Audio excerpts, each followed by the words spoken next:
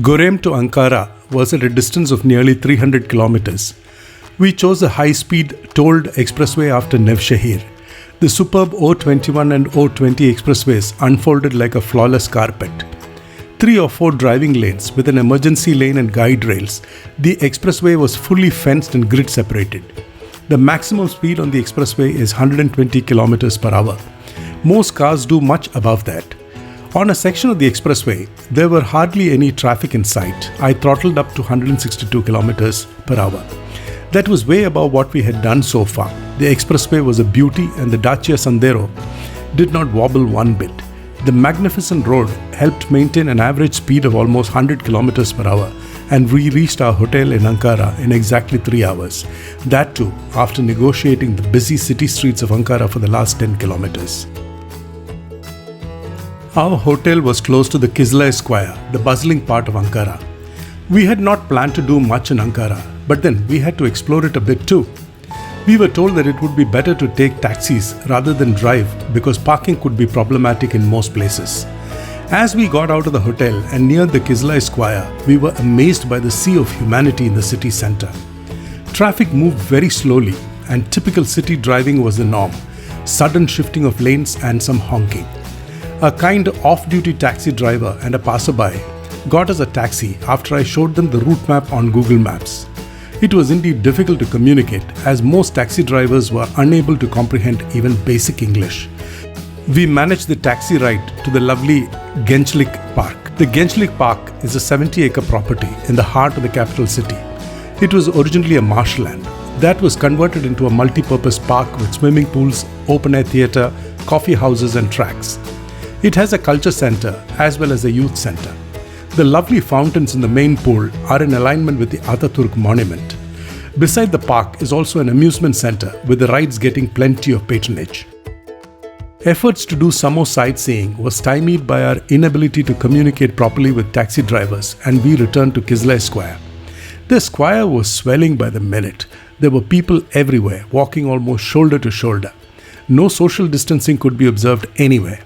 We happened to peek into Chade restaurant close to the Kizilay Square as we were walking past it. An amiable gentleman who was in charge of ushering in customers asked what we would like to eat there. We chose to have lentil soup and Bathi Kebab. The soup came with such a lot of accompaniments that I told the waiter that we had not ordered any salad. He said that all that was before us was free with a 15 Turkish lira soup, vegetable kofte, fries, bread, salad plate of carrot and purple cabbage, corn with spinach and pickled dill with a large bowl of lentil soup. Paisa vasool. Bathi Kebab is a Turkish specialty dish of ground meat cooked on a skewer and wrapped in lavash and topped with tomato sauce and served with yogurt. That was awesome too. Defeated the previous day by the inability to communicate and get around in a taxi, we decided to commute in our own car this day. Immediately after breakfast, we set our sights for the Anıt Kabir, the mausoleum of Kemal Atatürk. When I got through to the security, one of the guards asked me where I hailed from. When I mentioned India, he said, "Barabar." There is a general air of goodwill for Indians in Bollywood films, more so for the latter. Once the security was done, we drove to a car park, waved on in the right direction by marshals. We were astounded by the sheer vastness of Anıt Kabir. It is a 185-acre property atop a hill named Anitepe in central Ankara. We ascended many steps to be flanked by the Independence and Freedom Towers. Beside the Independence Tower is the female statue group of 3 Turkish women in traditional attire, representing the pride of Turkish women and their solemnity and determination even in grief and hardship. The male statue group by the side of the Freedom Tower depicts 3 Turkish men in traditional attire. Their serious facial expressions represent the solemnity and willpower of the Turkish people. From the 2 towers start the 260-meter-long Road of Lions, which is the first important part of the layout. The pedestrian walkway is lined on both sides by 12 pairs of lions, representing the 24 Oghuz Turkic tribes. The Road of Lions end at the ceremonial plaza, which can hold 15,000 people. The floor of the ceremonial plaza, the second important part of the layout, is paved with travertines of different colors in the pattern of a Turkish rug. The magnificent Hall of Honor is the iconic symbol of Anıt Kabir, where Kemal Atatürk's tomb is located. The mausoleum is reached by ascending 42 steps from the ceremonial plaza.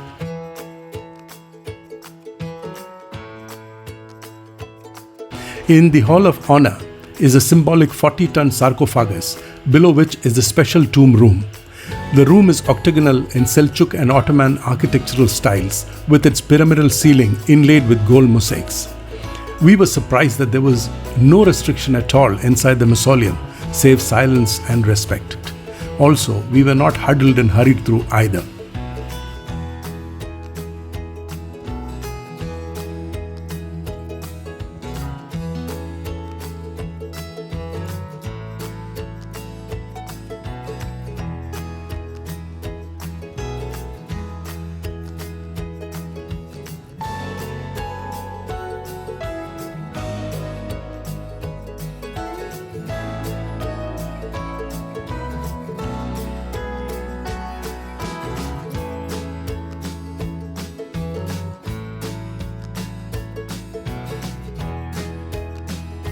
The many towers in the complex ridging the ceremonial plaza are treasure houses of information about Turkey's emergence from the Ottoman rule, the First World War, the War of Independence, and the consequent establishment of the Turkish Republic, of which Kemal Atatürk was its first president. He, along with his Prime Minister, İsmet İnönü, transformed Turkey from being the sick man of Europe to a modern nation.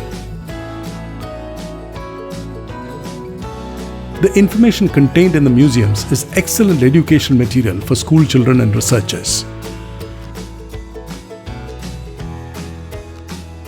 İsmet İnönü is buried at one end of the ceremonial plaza facing the Hall of Honor.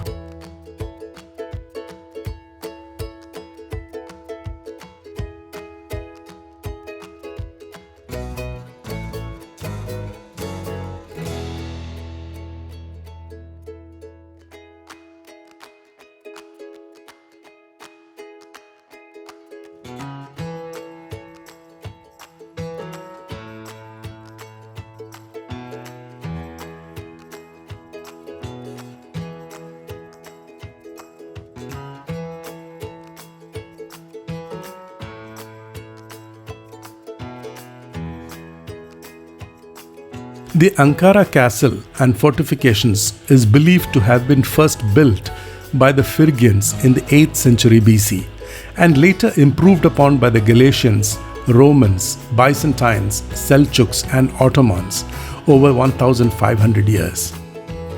The castle takes up the entirety of the peak which overlooks the city and the red tile roofs of old Ankara's historic houses.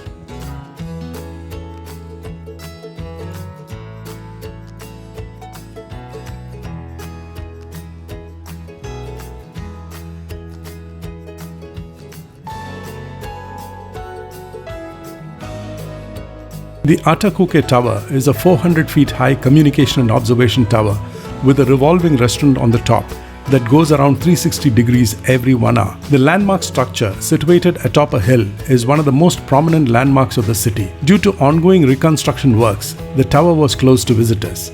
The tower has an upscale shopping complex and many restaurants at the base overlooking the botanical park.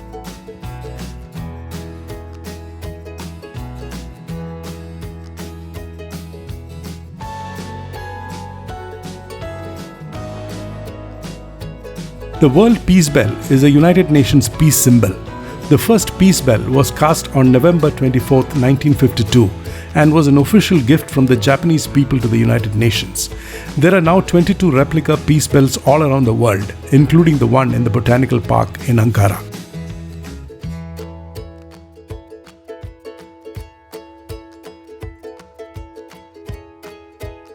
The Coquitip Mosque was built in 20 years and was consecrated in 1987. It is the largest mosque in Ankara and is a prominent landmark of the city. The design was reportedly heavily inspired directly by Hagia Sophia in Istanbul and indirectly through influences of the Selimiye Mosque in Edirne and Sultan Ahmed Mosque in Istanbul. The commodious mosque can accommodate 24,000 worshippers. The ornate interiors, superbly painted cupolas, the glittering balls of light and the superb acoustics are the highlights of this mosque. The lab assistant turned up in the hotel lobby to do an RT-PCR test. The report of the RT-PCR test had to be uploaded on the Air Suvidha portal before emplaning for India from Istanbul. The lab assistant took the samples and we passed on the passport and flight details for her to enter in the report.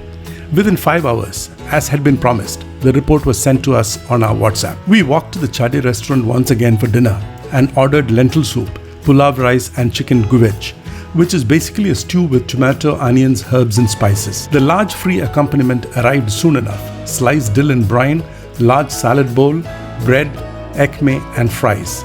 I had the guvech with rice, which was quite tasty. A semolina pudding with ice cream was also part of the free accompaniment. When that was polished off, we thanked the waiter and Ismail, the kind gentleman who had ushered us into the restaurant, and left. It was time to leave Ankara.